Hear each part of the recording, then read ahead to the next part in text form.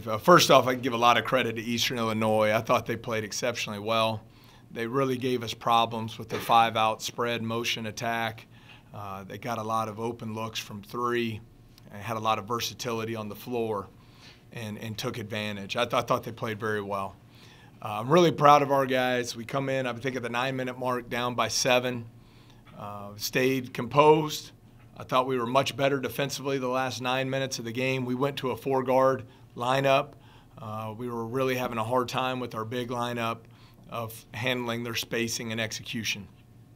Go on a 15-0 run, finish the game 22-4. Just really proud of the effort and execution there at winning time. Rebounding in the second half, after getting out rebounded in the first, you guys 21-10 in the second half, I believe. Was that a big circle, big emphasis going into the half? No, I think the key there was their shot quality. The last 9 minutes of the game was not as good as it was the first 30.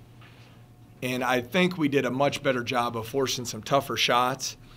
And then we made a much more conscious effort on the lift of the shot to go box out, make physical contact, and chase the boards.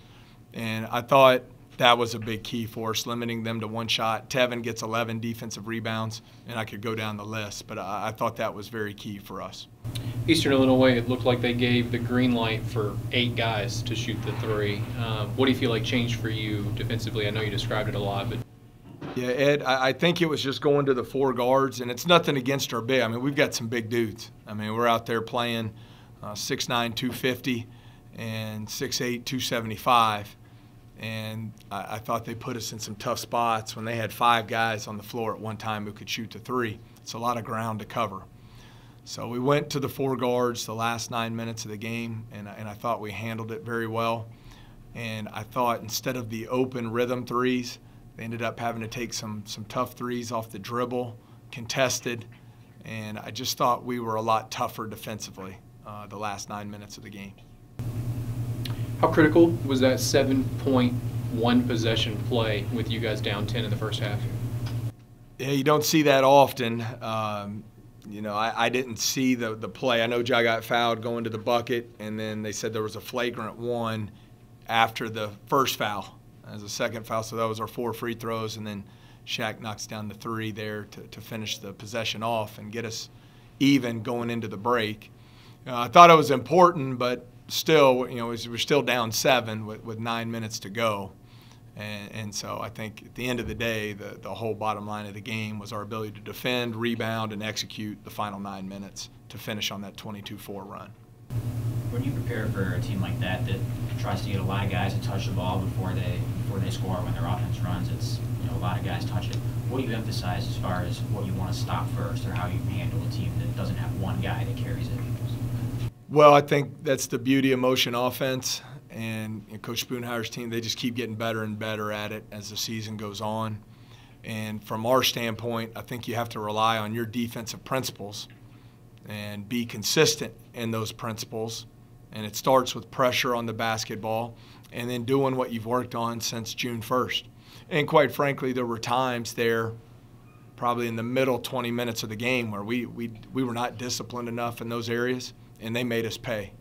They made us pay on some back cuts, obviously spread the floor with some three-point shooting.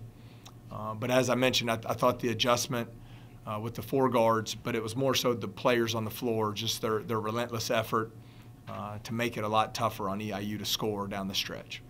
What was going through your mind when, after you guys raced out to that start and they seemed to stop that momentum cold and pick themselves right back up and kind of throw punches at you guys for most of the rest of the game? Well, I mean, you expect that. I mean, they have a good team. They have a good team. We knew they would continue to fight. You know, they play extremely hard.